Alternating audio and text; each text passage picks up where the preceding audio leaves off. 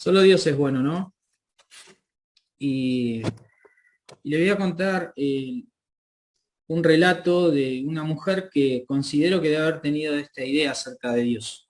Vamos a buscar en Marcos capítulo 12. Marcos capítulo 12, verso 35, perdón, verso 41 al 44. Y estuve varios días pensando en qué iba a hablar hoy. Estoy muy atareado y la verdad que no se me venía nada específico al corazón de todo lo que vengo aprendiendo, pero el Señor me llevó inicialmente a la mujer samaritana y ahí eh, los fariseos no aprenden lo que significa la verdadera adoración, ¿no? A veces las escuelas que Dios tiene para la vida de un creyente sorprenden. Para la época, eh, en los tiempos de Cristo, una mujer tenía sus deberes, sus responsabilidades, sus libertades, pero no tenía todo el alcance que tiene ahora. El Señor ha puesto a la mujer en el lugar que corresponde, pero en esa época no era así. Y hoy vamos a ver el relato de una mujer que además era viuda, es decir, hay dos condiciones. No solamente era mujer, sino que en adición, además, esta mujer era viuda. Por lo tanto, su condición era complicada para la sociedad en la cual ella estaba viviendo. El relato es conocido, creo que todos la han escuchado, es la ofrenda de la viuda. Dice, estando Jesús sentado delante del arca de la ofrenda, miraba como el pueblo echaba dinero en el arca, y muchos ricos echaban mucho. Dice, y vino una viuda pobre y echó dos blancas, o sea, un cuadrante. Entonces, llamando a sus discípulos, les dijo, de cierto os digo que esta viuda pobre echó más que todos los que han echado en el arca. Porque todos han echado de lo que sobra, pero esta de su pobreza echó todo lo que tenía, todo su sustento. Bien, me llamó la atención este relato, en definitiva, porque es corto, pero nos dice muchísimo. El título de este mensaje, para que te quedes con la idea original, es que nada tiene más valor para Dios que tu corazón. En Proverbios 4:23 hay un texto muy conocido que seguramente lo han aprendido aquellos que han estado en la escuelita por ahí, que dice, sobre toda cosa guardada, guarda tu corazón, porque de él mana la vida. Sobre toda cosa guardada, guarda tu corazón, porque de él mana la vida. Ustedes saben que el corazón, dentro de un sentido teológico, se considera como el asiento de todo lo que somos. Allí se alberga el yo de cada uno. ¿Sí? La Biblia habla del corazón, pero no piensen en la bomba cardíaca esta que Leila debe haber estudiado bastante cuando hacía sus materias de anatomía en educación física. El corazón es donde se albergan todas las ideas que tenemos, tus deseos, allí están contenidas tus emociones, está contenido tu carácter, lo que sos como cuando reaccionás. ¿Nunca te pasó? El reaccionar, por ejemplo, en un partido de fútbol, los varones, ahí mostramos lo que hay en el corazón muchas veces. Por esta razón, nuestra conducta se inicia allí, en aquel lugar, todo lo que somos. En Mateo 15:8 el Señor dijo, pero lo que sale de la boca no sale de cualquier lado, no sale de cualquier instancia, sino que del corazón sale. Y les dijo, y esto es lo que contamina al hombre. No contamina al hombre el comer con las manos sucias, aunque por ahí es mejor lavarse las manos, hoy más que nunca, ¿no? Pero lo que el Señor estaba diciendo es que lo que contamina al hombre es lo que tiene el hombre en su corazón. Porque del corazón salen los malos pensamientos, los homicidios, los adulterios, las fornicaciones, los hurtos, los falsos testimonios, las blasfemias. ¿Querés que te diga más? Estas son las cosas que contaminan al hombre, pero el comer con las manos sin lavar no contamina al hombre, dijo Jesús. Guardar el corazón tiene que ver con lo que vamos a albergar dentro del corazón. Porque lo que somos puede ser influenciado, no solamente por lo que vivimos de afuera, sino por lo que cada uno de nosotros interiormente es. Entonces nosotros mismos podemos ser una mala influencia en nuestro corazón, como lo pueden ser factores externos. Y lo que somos siempre se ha dividido entre lo que fuimos sin Cristo y lo que somos con Cristo. ¿Te acordás lo que fuiste sin Cristo? ¿Podés hacer un poco de memoria? Hace 3 años atrás, o 4 antes de la pandemia, ¿recordá alguna cosa que quizás antes todavía, que hayas hecho sin Cristo y que vos digas esto no tenía nada que ver con el Señor? Santiago dice que lo que nos caracterizaba antes de conocer a Cristo era nuestra propia sabiduría, y él dice que la sabiduría del mundo es terrenal, es mundanal, es natural, es decir, es netamente humana, pero también es diabólica. ¿Sabes por qué es diabólica la sabiduría humana así sin Dios? Porque es compatible con los principios que el enemigo tiene. Por eso Santiago la pone en ese contexto. El mundo no se da cuenta, obviamente. El mundo cree que somos todos buenos, pero la realidad es que no es así.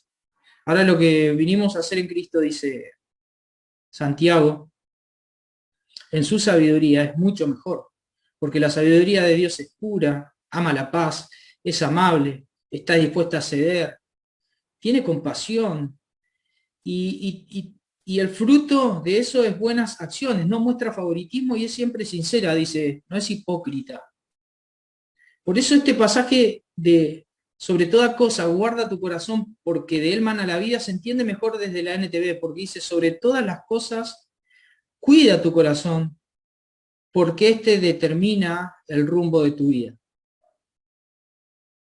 No solamente del corazón mana la vida, sino como el corazón es asiento de todo lo que somos, de nuestro corazón se va a determinar lo que vamos a hacer. Ahora tenemos una mujer acá que es viuda, y el contexto de una mujer viuda en aquella época era recontra difícil. Imagínate la marginalidad, bueno, así era considerada una viuda, no era fácil la viudez en la antigüedad. Este pasaje se da en el contexto de la Pascua, donde las personas se aglomeraban en los patios que había en el templo y había uno de los patios que era para mujeres. Hombres y mujeres no tenían el mismo espacio en el templo. Y en el patio de las mujeres había un área del templo donde se echaba dinero, el arca de las ofrendas. Esas arcas tenían 13 bocas, eran metálicas y tenían una forma como si fuera, no sé, un trombón. Entonces caían las ofrendas hacia un lugar específico y de ellas se podían obtener, digamos, al final de todo, el conjunto de todas las ofrendas. Lo mínimo que podían ofrendar las personas eran 2 blancas, que es justamente lo que ofrendó esta viuda. Era lo mínimo que se podía traer de ofrenda. Los ricos tenían por costumbre hacer sonar todo lo que traían y tenían por objeto que todas las personas se den cuenta lo que ellos hacían a través de la ofrenda. Ellos querían llamar la atención. Es parte de los ricos. ¿Qué hacen los ricos en este mundo? No todos son Ricardo Ford, pero cuando aparece uno te lo hace notar, ¿no? Entonces hay mucha riqueza en este mundo, obviamente, y está hiperconcentrada en muy poca gente y se hace notar la diferencia, ¿no? Hay personas ahora que se van a vacunar al exterior, por ejemplo, ¿sí? Y ellos lo hacen, dicen, porque son buenas personas para que haya más dosis para la gente que no tiene para vacunarse. Eso es simplemente un verso, eso es muéstrenme lo que yo estoy haciendo, tomarle un sentido de ejemplo para lo que están haciendo, pero es simplemente hacer sonar estos cofres, ¿no? Es decir, yo puedo y ustedes no pueden. Jesús, 4 textos anteriores, había dicho, o 3, algo acerca de los escribas, porque los escribas eran los que, junto con los ricos, eran los pudientes que hacían sonar mucho este tema de ir y aparentar, mostrar que ellos tenían más capacidad de dar, por así decirlo, tenían mayor cantidad de ofrendas. A ellos les gustaba ser visto. Y el Señor habla en cuanto a estos hombres y muestra 4 aspectos de ellos. Miren lo que dice el verso 38 del mismo pasaje. Y les decía a los escribas en su doctrina, guardaos de los escribas que gustan de andar con largas ropas y aman las salutaciones en las plazas, y las primeras sillas en las sinagogas y los primeros asientos en las cenas. Y miren lo que dice ahora en el 40, que devoran las casas de las viudas y por pretexto hacen largas oraciones. Estos, dice el Señor, recibirán mayor condenación. En principio, en cuanto a superioridad, estos andaban con ropas largas, dice. Es decir, ropas de gente importante, de nobleza, de ostentación para la época.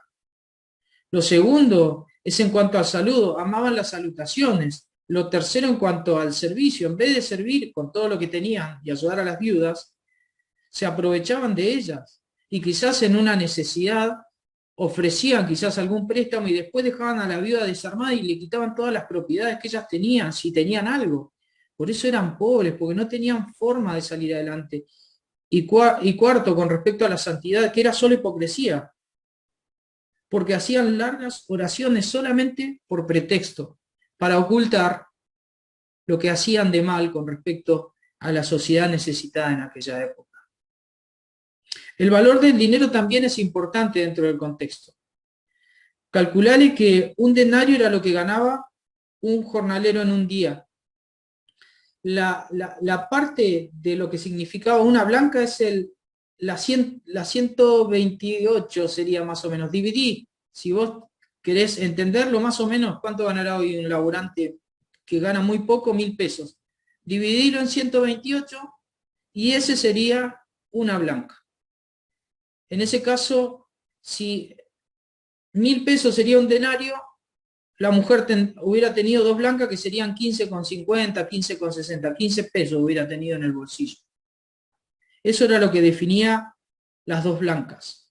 Mientras un denario eran 4 gramos de plata, eran miligramos, eran una blanca. Nosotros sabemos que la viuda en su condición social y en su condición personal era una mujer doliente y en un estado de marginalidad, no solamente porque había perdido a su marido, sino que había perdido su capacidad de salir adelante, porque era muy difícil para una mujer ser competitiva en aquella sociedad.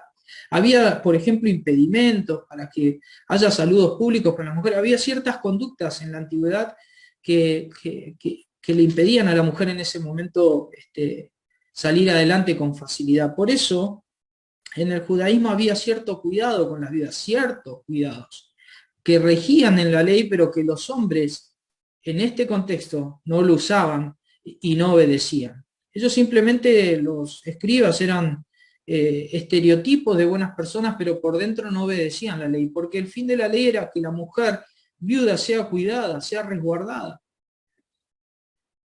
Sin embargo, esto no pasaba en la sociedad en aquella época. El Señor bien les dijo: se devoran las casas de las viudas. Desde el cristianismo hubo principios positivos para las viudas. Las iglesias tenían que cuidarlas, sobre todo a las viudas más grandes, a las que se podían casar, debían ayudarlas, guiarlas, dice Pablo, para que no se estén quemando. Santiago habla también de que una religión pura es aquella que tiene en cuenta a las viudas y que se ocupa de ellas. Si conoces a alguna viuda, sería bueno que le seas de bendición, porque hay un mandamiento sobre eso. Ahora, en todo este contexto tenemos a una mujer que tiene en cuenta su situación, pero igual se acerca al lugar donde se podían echar las dos monedas que tenía. Marcos hace un fuerte énfasis en cuanto a la gente rica, mientras Lucas, que habla de este mismo texto, va a focalizar simplemente a los ricos. Marcos se encarga de decir que estaba todo el pueblo también y que echaba dinero en aquel lugar. Sin embargo, dice que vino una viuda que se veía pobre y que ésta echó el dinero que tenía, que era muy poco para la época y en comparación a todo lo que la gente en ese momento estaba ofrendando. Lo difícil de esta situación y lo que yo me preguntaba era cómo sabía el Señor que esta mujer era viuda. ¿Cómo ustedes piensan? Normalmente siempre apelamos a que Jesucristo tiene omnisciencia. Por ejemplo, a la mujer samaritana le dijo que sin saber el Señor la cantidad de marido que había tenido, supo el Señor. Así que el Señor podría haberlo sabido, quizás por su conocimiento extremo de las cosas, por su omnisciencia, o lo podía haber sabido porque las viudas se identificaban quizás con una vestimenta en aquella época. Quizás la mujer hubiera sido detectada en aquel lugar ante su necesidad. Pero no solamente el Señor supo quién era ella y su estado social, en cuanto a su marido, que era viuda, sino que supo lo que había ofrendado. Ahí esto nos habla de que Dios, que Cristo conocía como Dios todas las cosas. Y dice que ella dio todo en cuanto tenía. Esto me llama poderosamente la atención porque el valor de lo que tenía no era tanto en cantidad, sino en calidad. Era todo el sustento. ¿Cuánto valía la vida de ella para la sociedad en la que se encontraba? ¿Cuánto hubiera valido? Es muy interesante pensar de que lo que dio es casi lo mismo que vale ella. Si la sociedad no está acostumbrada a darle valor a las personas. De hecho, el mismo Señor fue desvalorizado en todo su ministerio. Y eso que el Señor se la pasó haciendo cosas buenas hacia una sociedad que finalmente le rechazó.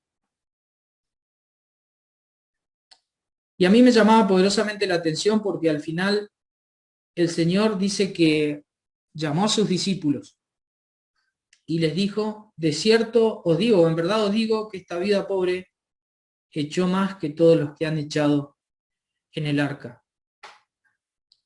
La ofrenda de la vida tiene un valor nominal. Si nosotros lo ponemos en un estatus socioeconómico, sabemos que es pobreza, sabemos que fue muy poco, fueron simplemente 2 blancas. Fueron pesos argentinos, podríamos decir, muy poco, nada. Y yo me preguntaba por qué lo hizo. ¿Por qué hizo esto? ¿Por qué se acercó a dar algo que en definitiva era tan chiquito? Es como mirar 2 granitos de arena en medio de un desierto. ¿Qué le pasa a una ofrenda o a un desierto si le sacás 2 granitos de arena? ¿Qué le pasa? Nada. Bueno, entonces entre tantas ofrendas que había en ese lugar, ¿qué iban a significar que falten 2 blancas que ella iba a poder entregar? ¿Qué significó para ella? Ella misma, de hecho, debe haber sabido que era muy poco. Ahora Jesús enseña la gran lección, que lo valioso para Dios tiene un precio mucho más caro que lo que el dinero puede comprar, que lo que montones de dinero pueden llegar a alcanzar. 2 centavos tuvieron más valor que todo lo que se había juntado en aquel día por muchísimos ricos y muchísimas personas. Según Cristo, Dios es el único que tiene la medida correcta de las cosas. Y normalmente la medida que tiene Cristo de las cosas suele romper con los moldes aún de nuestra propia visión, aún de nuestra propia medida. Todos habían echado de las ofrendas lo que les sobraba. Sin embargo, ella en su pobreza echó todo el sustento que tenía. Jesucristo encontró en ella el verdadero significado del dar. A contrapartida, los escribas siempre entregaban las obras y sin sacrificio. Con esto quiero comenzar a decir algo. Estamos acostumbrados siempre a tener una medida, aún de nosotros mismos, que a veces no es compatible con lo que Dios ve de nosotros mismos. Y estamos muchas veces acostumbrados a tener una medida de lo que hacemos que no es compatible con lo que Dios está viendo de eso que estamos haciendo. Los hombres, los que tenían la posibilidad de dar mucho, estaban haciendo algo que en definitiva era bueno. Pero, ¿qué motivaciones tenían? ¿Cuáles eran las motivaciones que llevó al Señor a decirles, miren, lo correcto no está ahí? Más allá de que todos en lo exterior están haciendo algo bueno. Algunos hasta se ve que es en mucha cantidad. El Señor supo distinguir lo intencional. Supo distinguir lo que es verdaderamente bueno. Por eso el título de este mensaje, nada vale más que tu corazón para Dios. Hay un artículo que estoy leyendo, de hecho sale en un libro, que habla acerca del conectoma del cerebro y que dice que cuando la sociedad, de hecho la ciencia que trabaja en la sociedad, intenta dominar el conectoma, que es parte de nuestro sistema nervioso, a través de conductas sociales tipificadas y hasta a veces proyectada desde lo gubernamental como obligatoria. Entonces, desde esa área del cerebro, si se domina eso, se domina entonces el mundo. Dios sabe que si Él gobierna nuestro corazón, entonces gobernará entonces nuestra vida. Y yo no quería abocarme a la interpretación de este pasaje simplemente desde el tema de las ofrendas, porque eso es la superficie del tema. Aquí hay mucho más, algo mucho más profundo que yo les quiero compartir. Primero con respecto a Dios. Ella dio todo su sustento, lo que implicaba en esta mujer un grado de noción con respecto a Dios que era muy elevado. Dios para ella estaba primero. La causa de Dios estaba primero. Dios siempre ha sido un tema de prioridades, estimados jóvenes. Si Dios no ocupa el lugar de prioridad en nuestro corazón, o lo estoy ocupando yo, o lo está ocupando algo que no es Dios. En definitiva, cuando Dios no ocupa el lugar que tiene que ocupar, caigo en idolatría, cualquiera sea. ¿Qué de este le dijo Pedro al Señor? Y el Señor le dijo, ¿qué de este? No, sígueme tú, Pedro. Que Jesús nos vuelva a decir lo mismo. Seguir a Cristo implica una negación de lo que somos, implica que Él tome la dimensión más importante de nuestra vida. Y esto no es lo que siempre decimos, esta es la esencia de lo que decimos. El cristianismo se basa en eso, cuando el Señor no está ocupando el lugar más importante de nuestra vida. Entonces empieza el resultado de haber quitado al Señor de la prioridad que Él tiene que ser. El Señor es celoso con respecto a la prioridad de nuestro corazón. Y es muy importante que entendamos que nuestra vida no es tan nuestra desde que conocimos a Cristo, es de Él. No te estoy diciendo que tengas que hacer lo que el anciano te dice o lo que algún líder te dice. Lo que te estoy diciendo es que tu vida le pertenece a Él. Y cuando le pertenece a Él, entonces la obediencia debería ser el resultado genuino. Ya no podemos nosotros ser quienes gobiernan nuestro propio corazón, sino que tiene que ser Dios el que esté ahí. Lo segundo es que con respecto a ser generosa, para la viuda el dar superaba su propia necesidad. Fíjate esto, para ella el dar superó las necesidades que ella tenía. Ella estaba muy necesitada, pero nunca como para negarse a ayudar a otros por medio de esa ofrenda. Pablo dijo que Jesús era quien había enseñado, más bienaventurado es dar que recibir.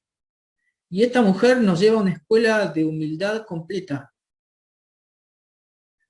Y es que cuando uno tiene a Dios en el lugar correcto, es muy probable que tengamos conciencia de que Dios no solamente es dueño de todas las cosas, sino que Él también ha sido ejemplo en darnos todo. En Salmos 24.1, no lo busquen, dice lo siguiente, ya se los leo, ya estoy por terminar. Salmo 24.1 dice, de Jehová es la tierra y su plenitud y el mundo y los que en él habitan. En otras palabras, Dios es dueño de todo. Y Pablo, Romanos, capítulo 8, verso 38, dijo lo siguiente.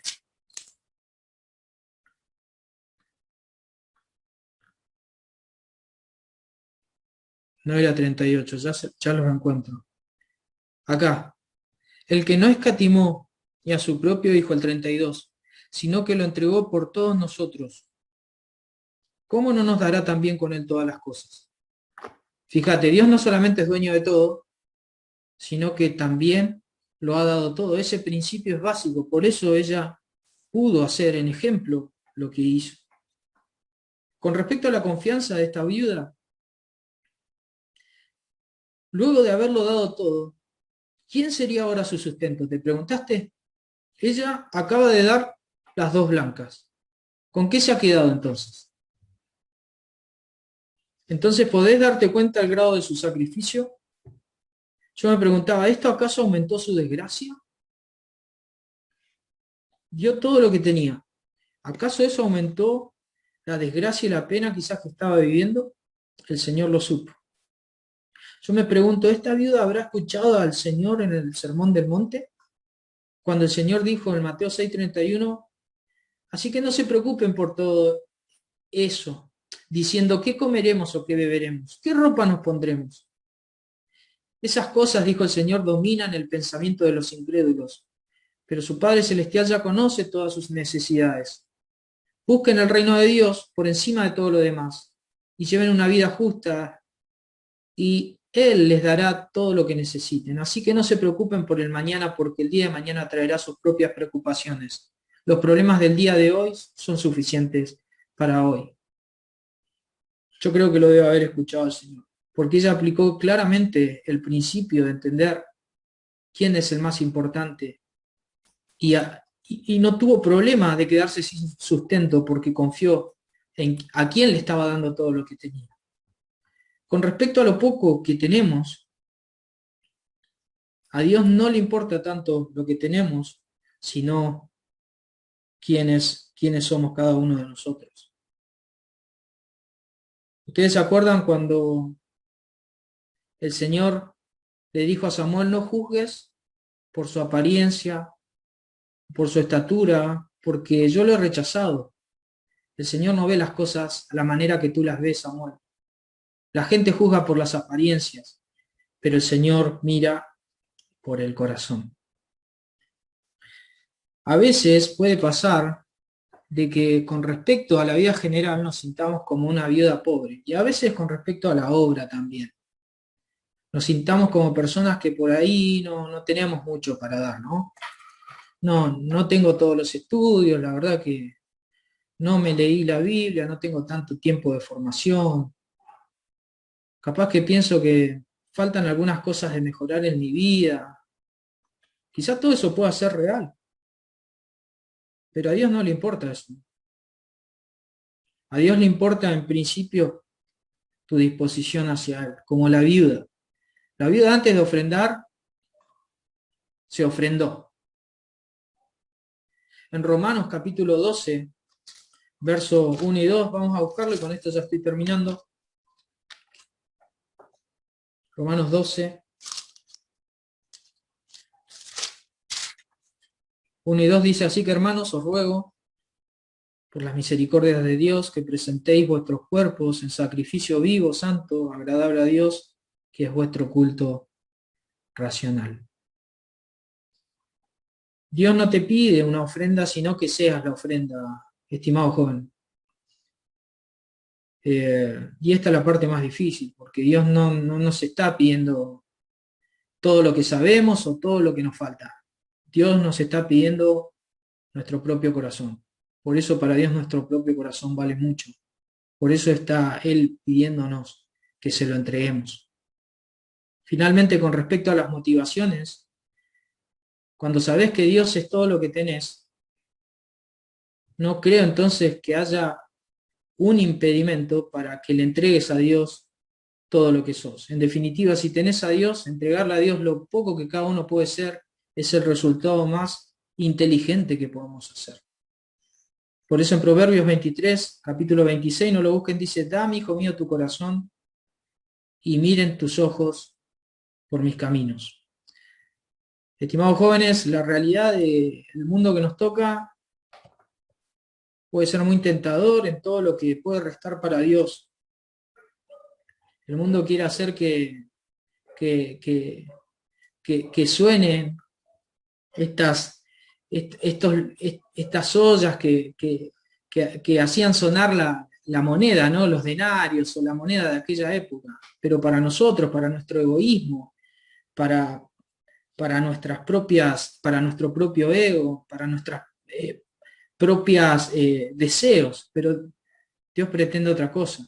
Aunque sean 2 denarios, o aunque sea 2 blancas, perdón, Dios pretende eso, pretende nuestro corazón, que lo pongamos a sus pies. Así que el Señor nos ayude a tener prioridades en nuestra vida y que podamos tomar en esta escuela de tantas mujeres que hay en la Escritura para aprender principios tan esenciales para nuestra vida. Que Dios le bendiga.